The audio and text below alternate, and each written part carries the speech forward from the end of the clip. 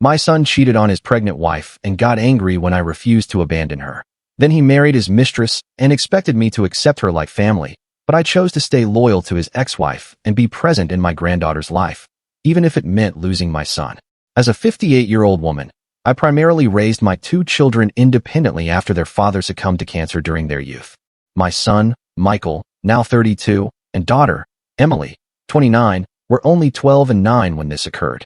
I dedicated myself to offering them a secure upbringing and endeavored to impart the principles my departed husband and I held dear: integrity, faithfulness, and upholding what is just, even when challenging.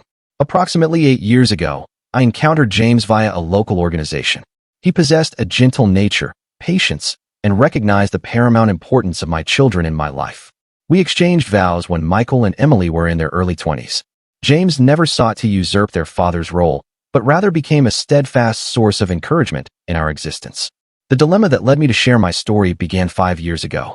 At that time, my son Michael had been married to Jessica, 30, for 3 years. Our connection with Jessica had always been positive. Having grown up in foster care, she lacked a consistent family environment. Upon marrying Michael, she promptly began referring to me as Mom, which deeply moved me, and I embraced her as a genuine member of our household. 5 years prior, Jessica arrived at my residence one Tuesday morning, a day I recall distinctly as I had just completed my gardening and was preparing lunch. She appeared profoundly tired, as if she hadn't rested. Jessica was 6 months pregnant with my first grandchild at that moment. She presented me with text conversations on her phone between Michael and a female colleague. These exchanges unequivocally indicated a prolonged affair spanning several months. I remained with Jessica at my kitchen table for countless hours that day. Her tears flowed until she was utterly drained. I prepared her tea and held her hand, assuring her of my unwavering support regardless of her choices. The following day, Michael contacted me, informing me that Jessica had confronted him regarding the infidelity, which he had confessed to. He inquired if he could reside with me for a few days while they resolved their situation. When Michael arrived, I allowed him entry but unequivocally stated that I would not condone his actions. I questioned his rationale for jeopardizing his marriage and causing Jessica such distress, particularly while she was expecting their child.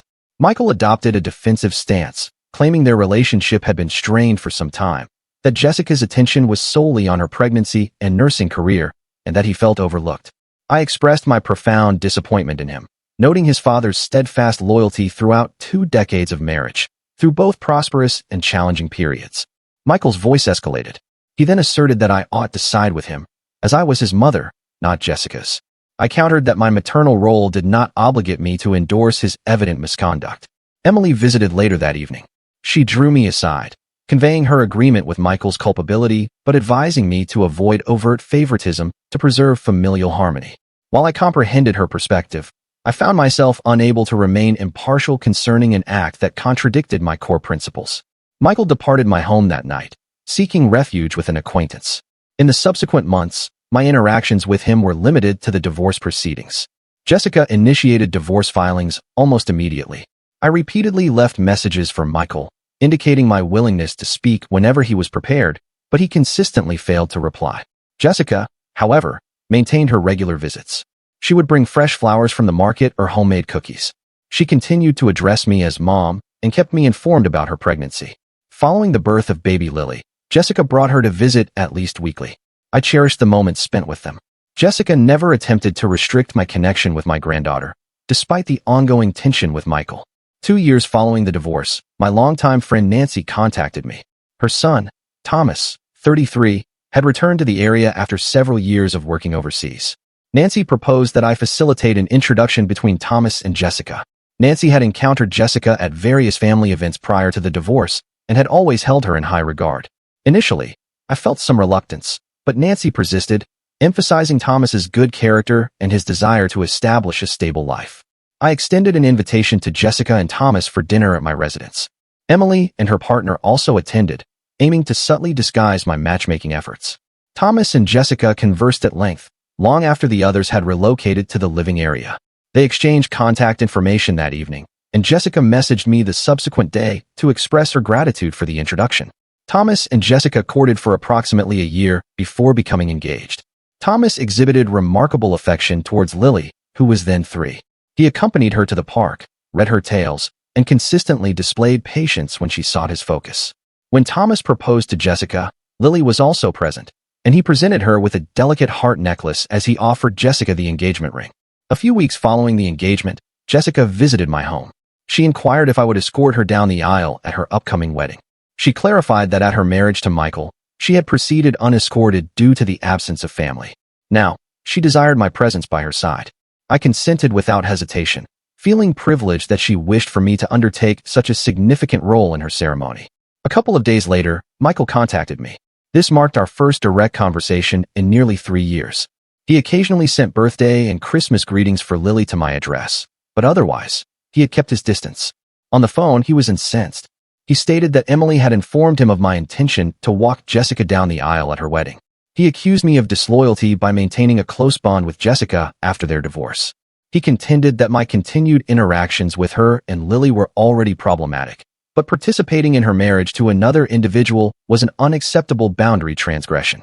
I maintained my composure throughout the call, clarifying that Jessica had been an integral part of my life for many years, and that this would not alter simply because their marriage had ended. I reminded him that his own conduct had precipitated the divorce, and that he could not reasonably expect me to sever ties with Jessica and Lily. Michael declared that if I attended the wedding, he would cease all communication with me. He then terminated the call. That evening, I discussed the predicament with James.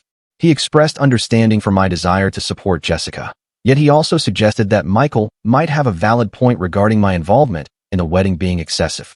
Emily's response was similar when I informed her. She believed I should preserve my bond with Jessica and Lily, but questioned if participating in the wedding was an overstep. Despite their reservations, I resolved to escort Jessica down the aisle. The wedding was exquisite, and Jessica appeared luminous. Lily, as the flower girl, playfully moved between Jessica and me before the ceremony. Thomas's relatives extended a warm welcome, and Nancy embraced me, expressing gratitude for introducing Jessica into their family. Michael contacted me the day after the wedding. He employed vocabulary I had never heard from him previously, uttering insults and claiming I had favored Jessica over my own son. He referenced my absence from his second marriage to Lauren, 29, the woman with whom he had the affair. My non-attendance was due to Michael's invitation arriving merely a week before the event, feeling like an afterthought.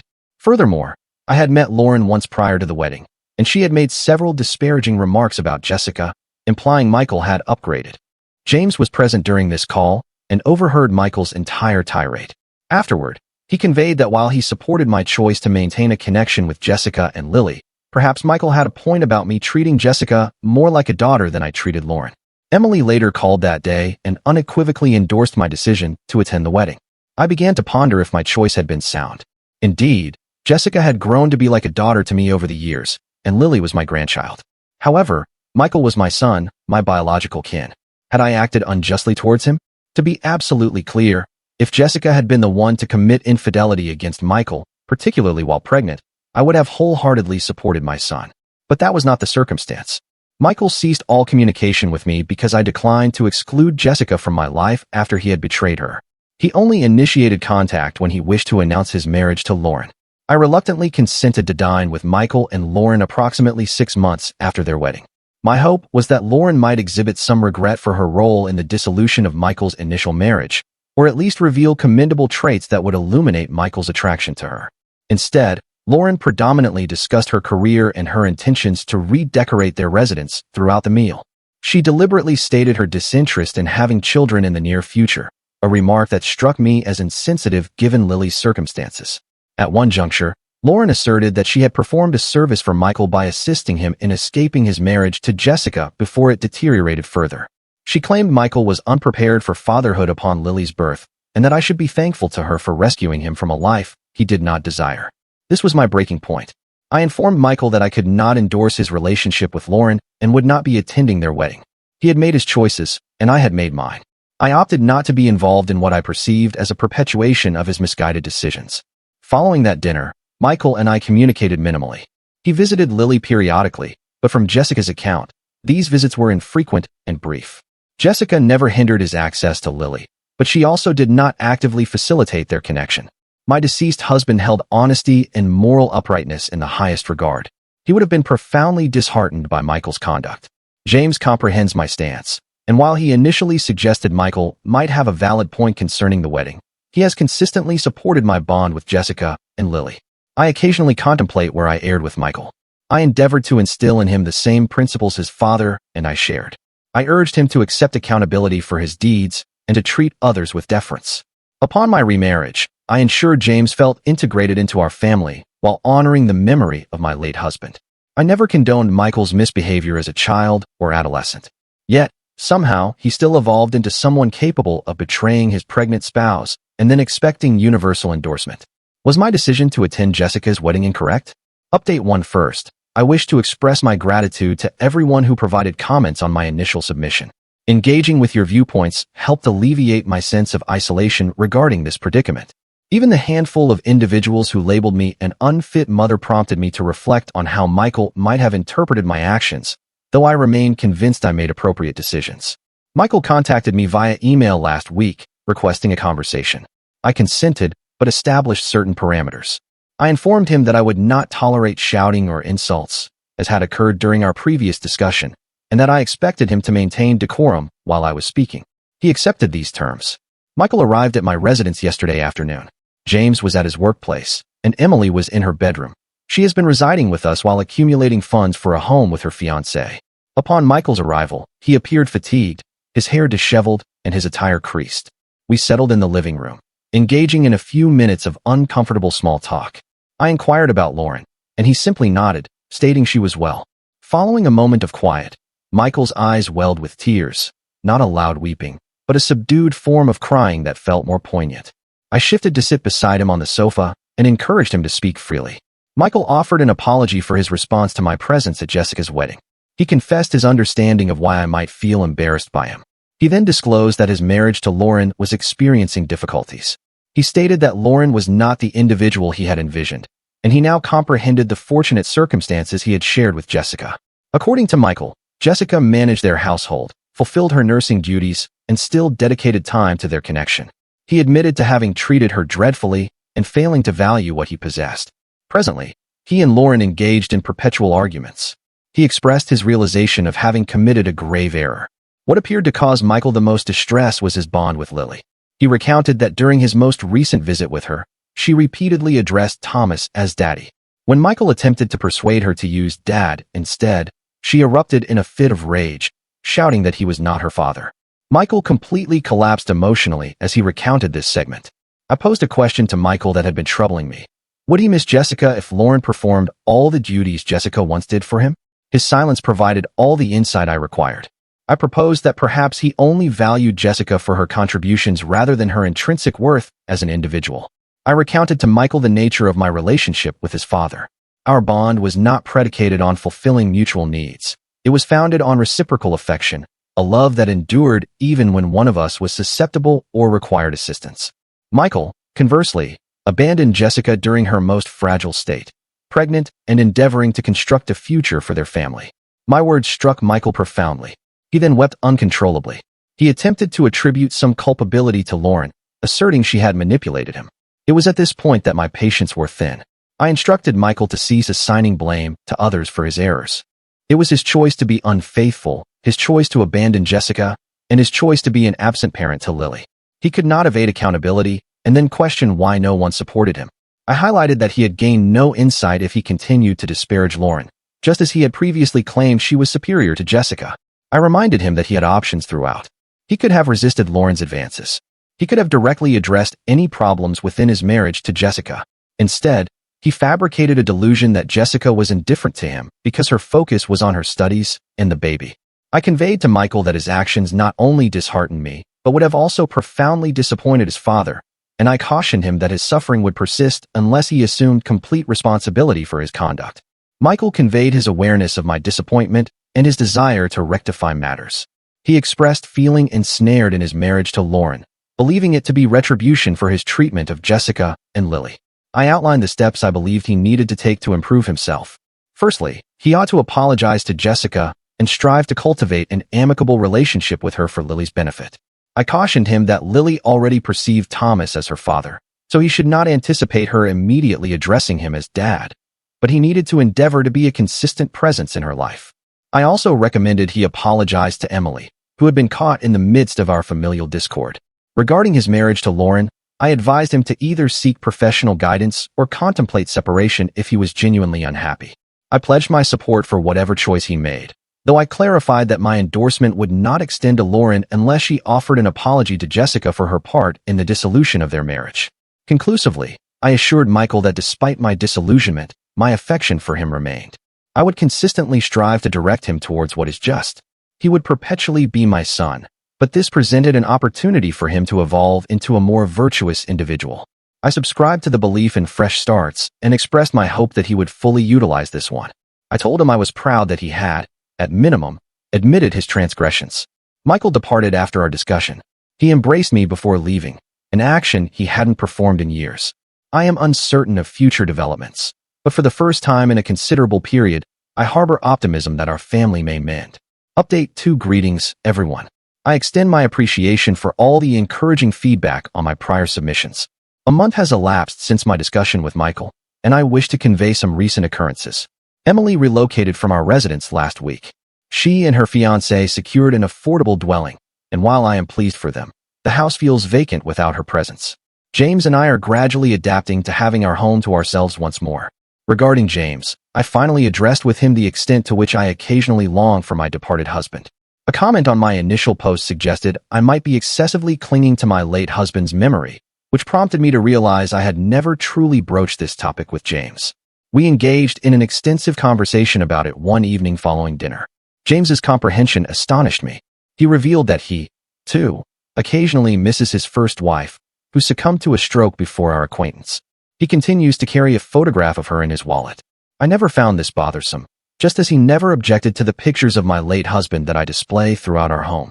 James articulated that the sorrow of losing a spouse is an experience comprehensible only to those who have endured it, and he does not perceive it as a betrayal when I speak of my late husband.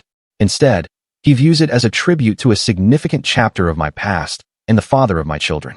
Subsequent to our discussion, my affection for James deepened further due to his empathy and insight. Jessica and Thomas are flourishing.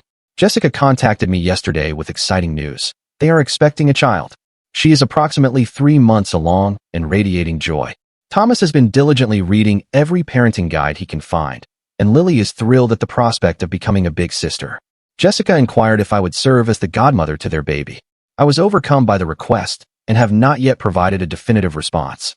I am honored by her desire for me to undertake this role in their child's life, but I am still contemplating its implications, particularly concerning my intricate family circumstances. Regarding Michael, he has implemented notable alterations. He informed me 2 weeks prior that he and Lauren had separated. He did not elaborate, but mentioned they possessed fundamental incompatibilities they could not reconcile. Michael has commenced therapy, which I wholeheartedly endorse. He has never been one to articulate his emotions, so this represents a significant advancement for him. His relationship with Lily continues to be demanding. Last weekend, I invited both Michael and Lily to my home. I served as an intermediary between them, which appeared beneficial. We engaged in board games in the living room, and while Lily remained reserved around Michael, she did not flee or exhibit a tantrum when he attempted to converse with her. These are modest steps, yet progress nonetheless. Michael informed me he discussed with Jessica the possibility of amending the custody arrangement to allow him more time with Lily. Jessica declined, stating she could not trust him given his history of inconsistency over the past few years. This was difficult for Michael to hear, but I reminded him that rebuilding trust requires time, and he should not abandon his commitment to fatherhood for Lily. He must demonstrate through consistent actions his dedication to being present in her life. I have observed favorable shifts in Michael's demeanor. He is less defensive and more inclined to acknowledge his errors. He has ceased blaming Lauren for his difficulties and is concentrating on what he can govern, his own conduct and decisions. I believe he is genuinely striving to become a more upright individual, and I am cautiously hopeful about his prospects. My renewed thanks to everyone who offered counsel and encouragement. Your insights assisted me in navigating this challenging family situation with enhanced clarity and assurance. Update 3. It has been 3 months since my last communication, and numerous transformations have occurred within our family. I desired to share these advancements with a community that has provided such consistent encouragement throughout this experience. Michael completed his divorce from Lauren last month. The proceedings were remarkably amicable, according to his account. They shared no children and minimal joint possessions, which streamlined the process. Michael has relocated to a modest apartment in closer proximity to Jessica and Thomas's residence, facilitating his visits with Lily. Regarding Lily, there has been substantial progress in her connection with Michael. They have established a consistent routine where he accompanies her to the park each Saturday morning. Last week, he attended her kindergarten performance, where she portrayed a tree. Although it was a non-speaking part, Michael presented her with flowers afterward and expressed his immense pride. Jessica permits these visits, but continues to uphold clear limits. She does not yet leave Michael unsupervised with Lily, but she no longer feels compelled to oversee every interaction personally. Thomas frequently drops Lily off at the park and retrieves her afterward, and he and Michael have cultivated a polite, albeit somewhat reserved, rapport. Michael persists with his therapy and recently joined a men's support group emphasizing individual responsibility. He informs me they deliberate on subjects such as emotional growth and sound relationships. The Michael I first encountered now bears scant resemblance to the furious, protective man who hurled insults at me following Jessica's wedding. He exhibits greater thoughtfulness, speaks at a more measured pace, and appears to weigh the repercussions of his statements before uttering them. Last month, Michael performed an act that genuinely astonished me. He apologized to Jessica. He inquired if they could meet for coffee, and although Jessica was initially reluctant, she consented, provided the meeting occurred in a public setting. Michael later disclosed that he had meticulously prepared his remarks, but when the moment arrived, his intended speech vanished. Instead, he simply acknowledged the profound distress he had inflicted upon her and stated his lifelong commitment to becoming a more exemplary father to Lily. He did not seek absolution or attempt to rationalize his conduct. He merely wished for her to understand his recognition of the anguish he had caused. Jessica recounted the meeting to me afterward. She expressed her appreciation for Michael's apology but clarified that while she was amenable to co-parenting with him, they would never be companions. Too much harm had been done. Michael accepted this without contention, which Jessica remarked was perhaps the most astonishing aspect of their dialogue. Regarding Jessica and Thomas, they have discovered they are expecting a son. Jessica is now 5 months pregnant and has begun preparing the nursery. Lily assists by arranging plush toys around the room, instructing them to safeguard the infant. I have been joining them for weekly evening meals, and Thomas's parents frequently attend as well. They have welcomed me as a kind of extended family member, an unexpected but delightful development. I resolved to accept Jessica's proposal to be the godmother to their child. The more I considered it, the more I recognized that these bonds, those we select rather than those we inherit, are invaluable and merit cultivation. James wholeheartedly endorsed my choice and has even assisted me in selecting items for the baby. Emily is organizing her wedding for the upcoming spring.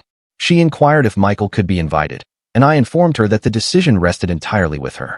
She has opted to include him, but has explicitly communicated to Michael that any disruptive behavior would result in his removal.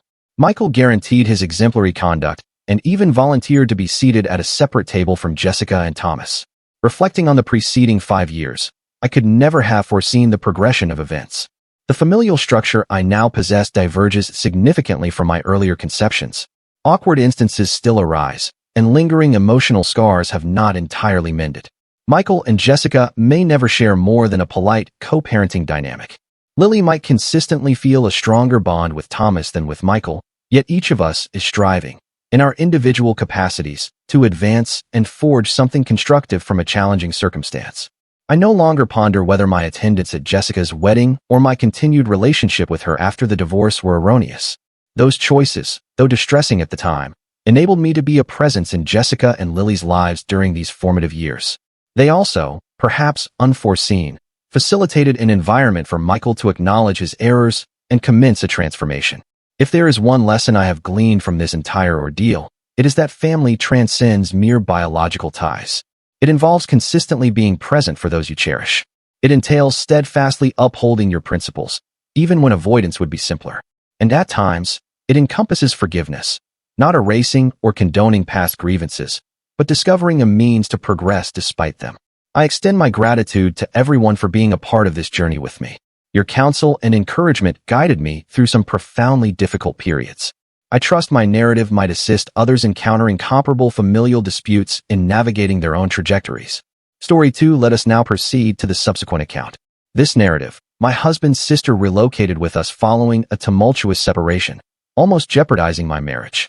Presently, she has reunited with her former partner, and the ensuing events are quite astonishing. I never anticipated sharing my experiences here, but I could benefit from an external viewpoint. This will be a lengthy disclosure, so prepare yourselves. My husband, Mark, 32, and I, 30, have been united in matrimony for 5 years, having been a couple for 8. Our paths converged during our university years. I was a third-year student pursuing education, and he was a final-year student in computer science. Ours was a passionate courtship where everything seamlessly aligned. We cohabited after my graduation, married a year later, and promptly began our family. We are blessed with 2 delightful children, Lily, 4, and Ethan, 2. I resigned from my position as a kindergarten educator upon Lily's birth to become a full-time parent, while Mark is employed as a software engineer at a burgeoning technology firm.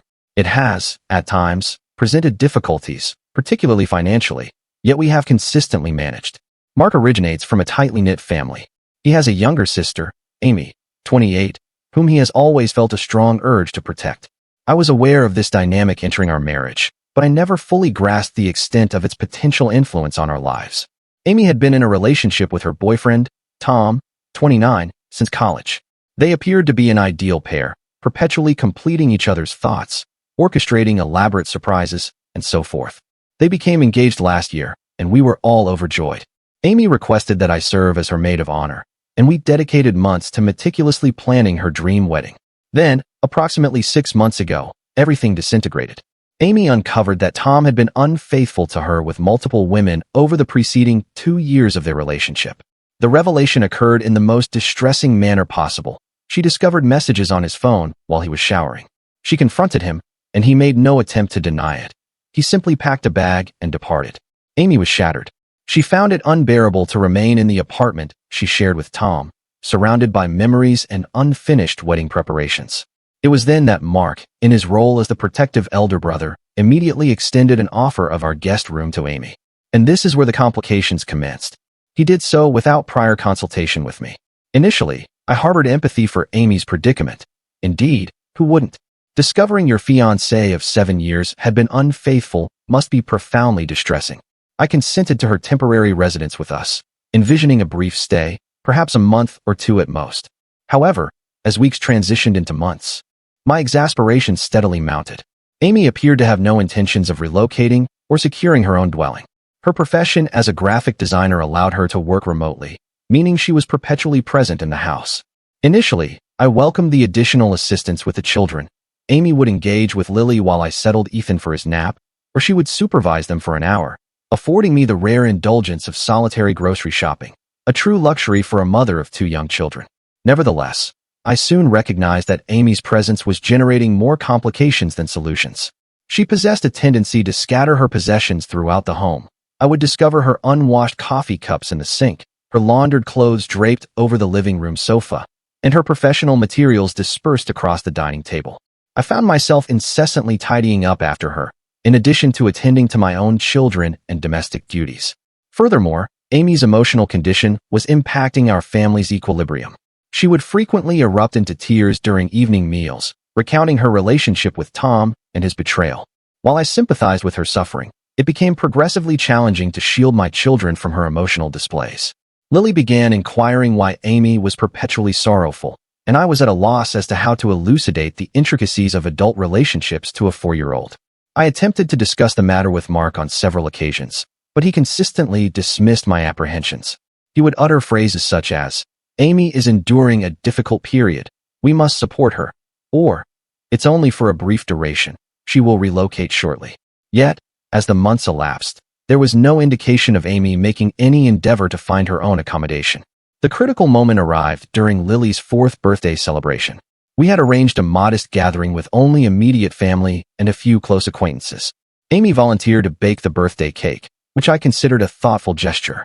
My hands were occupied with coordinating all other arrangements, so I readily accepted her offer. However, on the morning of the party, I descended the stairs to discover Amy weeping inconsolably in the kitchen, surrounded by a chaotic scene of flour, eggs, and charred cake layers. She had attempted to prepare the cake, but became sidetracked by a social media update featuring Tom with his new girlfriend. The sight of them, smiling and unburdened, had plunged her into an emotional crisis. I was compelled to rush to the bakery for a last-minute cake, while simultaneously attempting to console Lily, who was distressed by her aunt's tears on her birthday. Mark spent the majority of the party comforting Amy in the guest room, leaving me to manage our guests and entertain the children independently. It was utterly draining and exasperating, and I could not help but feel resentment. That evening, after the guests had departed and the children were asleep, I confronted Mark about the situation. I conveyed that while I sympathized with Amy, her continued presence was adversely affecting our family life. I proposed that we assist Amy in securing her own apartment and perhaps contribute to her initial month's rent to help her establish herself.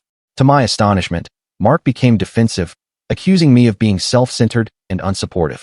He asserted that I failed to comprehend the bond between siblings and that he could not simply abandon his sister during her period of vulnerability. He then delivered a startling revelation.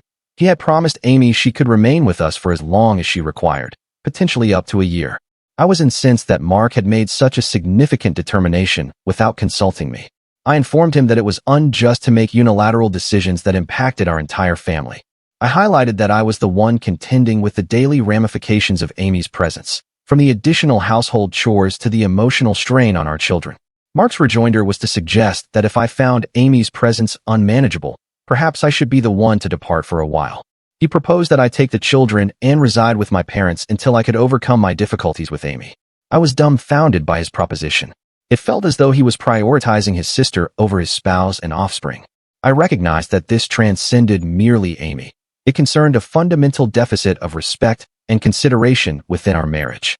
The following day, while Mark was at work and Amy was attending to errands, I prepared bags for myself and the children.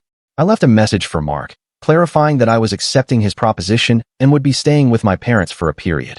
I conveyed that I required time to contemplate our marriage and the implications of his willingness to prioritize his sister's convenience over the welfare of his immediate family. A week has passed since my departure. Mark has been incessantly calling and messaging, oscillating between expressions of regret and accusations. My parents have been immensely supportive, assisting with the children and affording me the necessary space to process everything. I am uncertain how to proceed. I cherish Mark, and we have constructed a life together, yet I cannot shake the feeling of betrayal by his conduct. Am I overreacting to Amy's situation? Should I return home and attempt to reconcile? Or does this indicate more profound underlying issues within our marital bond? Update 1: It has been a month since my previous update, and significant events have transpired. Firstly, I wish to extend my gratitude to all for their encouraging comments and counsel. It genuinely aided me in gaining clarity on the circumstances and instilled in me the resolve to assert myself. After approximately 2 weeks at my parents' residence, Mark ultimately consented to meet with me, without Amy present. We convened at a tranquil coffee establishment near our home, the very location where we once had study dates during our college years. Entering the place evoked a rush of recollections, both pleasant and poignant. The discussion was initially strained. Mark appeared fatigued, with dark circles beneath his eyes, and I could discern that he had not been resting adequately. A part of me desired to offer him solace, but I reminded myself of the purpose of our meeting. As we conversed, it became evident that more profound issues were at play than merely Amy's situation. Mark confessed that he had been experiencing remorse concerning Amy's separation. Apparently, he had been aware of Tom's infidelity for months prior to Amy's discovery, but he refrained from informing her, believing it was not his place to intervene. When Amy uncovered the truth, Mark felt accountable for her distress and believed he needed to compensate her by offering boundless assistance. This disclosure stunned me. I found it unfathomable that Mark had withheld such a substantial secret, not only from Amy but from me as well. It elucidated his excessive protectiveness, yet it did not justify his conduct towards our family. I elucidated to Mark the impact his choice had on our domestic existence. I informed him of the incessant clutter I was compelled to clear, the emotional burden of Amy's outbursts on the children, and my sensation of being an intruder in my own dwelling. I articulated the depth of my hurt that he had disregarded my sentiments or failed to consult me before making such a momentous determination. I also highlighted that by fostering Amy's reliance, we were not, in fact, assisting her in progressing with her life. Mark listened, truly listened, for what seemed like the first time in months. He apologized for failing to consider my viewpoint and conceded that he had been so preoccupied with assisting Amy that he had overlooked his duties as a spouse and parent. Following an extensive discussion, we concurred on a strategy. Mark would converse with Amy and establish a 3-month deadline for her to secure her own residence. We would aid her in her apartment search and even propose to cover her initial month's rent, but she needed to comprehend that our home could not serve as her perpetual abode. Mark also consented to participate in couples counseling with me to address our communication deficiencies. He recognized that making independent decisions concerning our family was inequitable, and he desired to learn how to be a more effective partner. Upon our return home, Mark engaged in a serious discussion with Amy. To our astonishment, she proved more amenable than anticipated. She acknowledged having exploited our hospitality and recognized it was time for her to become self-reliant. She even offered an apology to me for the burden she had placed on our family. Over the ensuing weeks, conditions gradually began to improve. Amy made an effort to maintain her belongings in order and even commenced preparing meals for the family as a contribution. She actively began seeking apartments and contacted friends regarding potential employment opportunities that would enable her to afford her own dwelling. Mark and I attended our inaugural counseling session, which proved enlightening for both of us. We recognized that we had fallen into patterns of ineffective communication and taking each other for granted. The counselor provided us with exercises to practice attentive listening and articulating our needs more clearly. It was initially uncomfortable, but we both committed to investing the effort. However, just as circumstances appeared promising, we encountered another obstacle. Amy declared that she had reconnected with Tom and was contemplating granting him another opportunity. She stated they had been conversing, and Tom had promised to seek therapy to address his issues. Amy appeared hopeful, suggesting that perhaps this separation had served as the necessary wake-up call for their relationship. Mark was incensed, feeling that all the distress and disruption had been in vain if Amy was simply going to revert to her unfaithful former partner. This ignited a significant dispute between Mark and Amy, with Mark shouting that Amy was committing a grave error and Amy accusing Mark of attempting to dictate her life. I found myself caught in the middle, endeavoring to calm both siblings while also safeguarding my children from the shouting match. Lily was in tears, unable to comprehend the yelling, and Ethan sensed the tension, beginning to wail. It was utter chaos. The incident made me realize that despite our progress, we still had a considerable journey ahead. Mark's excessive protectiveness of Amy remained an issue, and Amy's emotional reliance on us had not fully dissipated. I am striving to maintain a positive outlook and concentrate on the improvements we have achieved, but I cannot help feeling apprehensive about what will transpire if Amy does reconcile with Tom. Will we be expected to welcome him into our home as well? How will this impact the advancements we have made in our marriage? I am dedicated to nurturing my relationship with Mark, but I also understand the necessity of establishing firm boundaries. We have another counseling session scheduled for tomorrow, and I intend to raise my concerns regarding Amy's potential reconciliation with Tom. This entire ordeal has impressed upon me the significance of advocating for myself and my family. I am no longer willing to be passive, yet I am also striving to approach the situation with empathy and understanding. It is a challenging equilibrium to achieve, and I am still learning. I will provide further updates as new developments emerge. My sincere thanks once more for all your support and counsel. It means more than you know. Update 2: It has been an additional 2 months since my last communication, and I am pleased to report that circumstances have markedly improved, albeit not without encountering some difficulties. Firstly, the favorable news. Amy relocated last week. She secured a compact studio apartment approximately 20 minutes from our residence. It is not luxurious, but it is entirely her own, and she appears enthusiastic about possessing her independent space once more. Mark and I assisted her with the move and helped her settle in. It was a poignant moment. We were content to reclaim our home, yet we also recognized how accustomed we had become to her presence. The process of Amy's departure was not entirely seamless. There were a few impediments along the way. Approximately a month prior, she lost her freelance graphic design position due to budgetary reductions at her former company. This precipitated a panic, as she believed she would be unable to afford to move out. Mark was prepared to prolong her stay, but I remained steadfast regarding our agreed-upon timeline. Instead, we helped Amy refresh her portfolio and connected her with some of our acquaintances who required design services. Fortunately, she managed to secure a new role at a local marketing agency, which enabled her to adhere to the relocation schedule. Regarding Amy and Tom, that situation resolved itself in an unforeseen manner.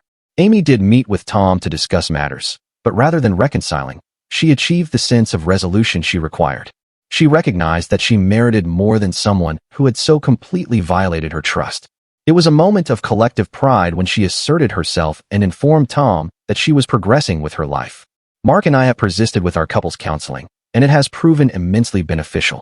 We have cultivated improved communication skills and learned to consider each other's viewpoints prior to making choices.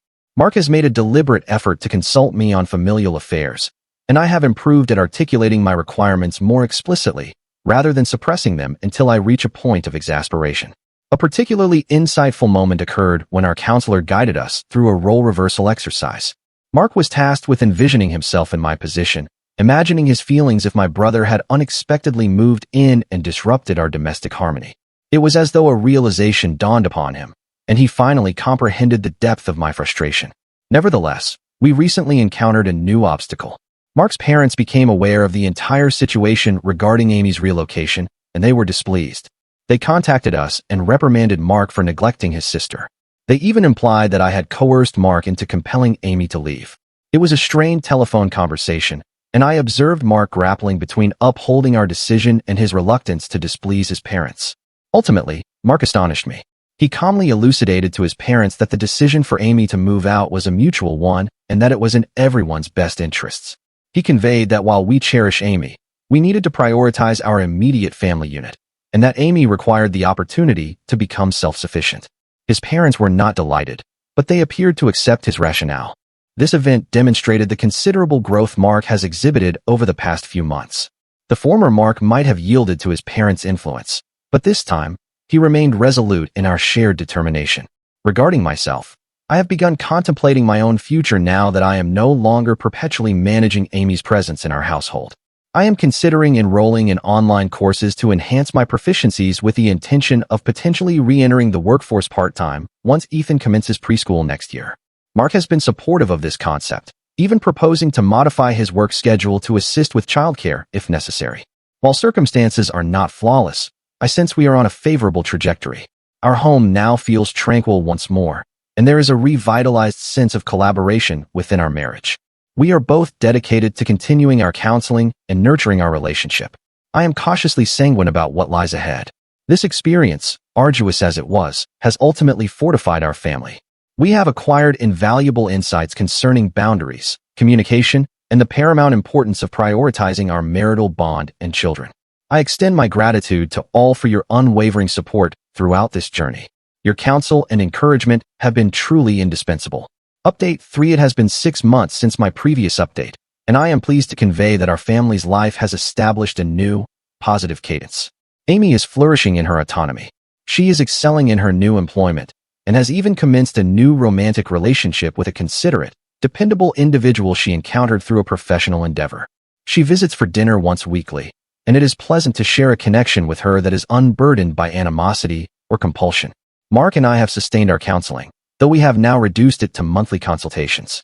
We have cultivated significantly healthier communication habits and have become more proficient at supporting one another. Mark has demonstrated considerably greater thoughtfulness in consulting me on decisions impacting our family, and I have improved at articulating my requirements before they become overwhelming. Regarding myself, I began pursuing online courses in digital marketing 3 months ago. It has been demanding to reconcile my studies with childcare responsibilities, but Mark has been exceptionally supportive. He has assumed more domestic duties and frequently takes the children out on weekends, allowing me uninterrupted study periods. It feels gratifying to be pursuing something for myself once more, and I am enthusiastic about the prospects it may unlock for our family's future. We experienced a minor disruption last month when Mark's company declared potential workforce reductions. For a week, we endured stress concerning the prospect of losing his earnings. This realization underscored our vulnerability with only a single income, which solidified my determination to strive towards re-entering the professional sphere. We spent restless nights deliberating contingency strategies and updating our curricula vitae, just in case. Fortunately, Mark's employment remained secure, but the apprehension spurred us to commence accumulating our emergency funds. We have curtailed some non-essential expenditures and are allocating those savings monthly. Our relationship with Mark's parents has gradually improved. They visited us last month and personally observed our well-being. They even remarked on Amy's visibly increased happiness and self-assurance. I believe witnessing the positive results has aided their comprehension and acceptance of our choices. Some tension persists, particularly when they comment on our perceived obligation to assist Amy further, but Mark has also become more adept at establishing limits with them. Lily commenced kindergarten this autumn, which has necessitated a considerable adaptation for our entire family. She was initially apprehensive, but she has swiftly formed friendships and adores her educator. Observing her development and increasing autonomy has been both joyful and melancholic. It has also afforded me more time to concentrate on my academic pursuits and on Ethan, who is currently experiencing a period of increased attachment now that his older sister is not present throughout the day. Reflecting retrospectively, I am thankful for the adversities we encountered. They compelled us to address issues within our marriage and familial interactions that we might otherwise have overlooked. While it was an arduous expedition, it has guided us to a significantly healthier and more contented state. Mark and I have rekindled the bond that initially united us, and we are more dedicated than ever to fostering each other's development. I have acquired extensive knowledge regarding establishing boundaries, asserting myself, and the crucial role of transparent communication within a marital partnership. I am proud of the progress we have achieved and enthusiastic about our shared future.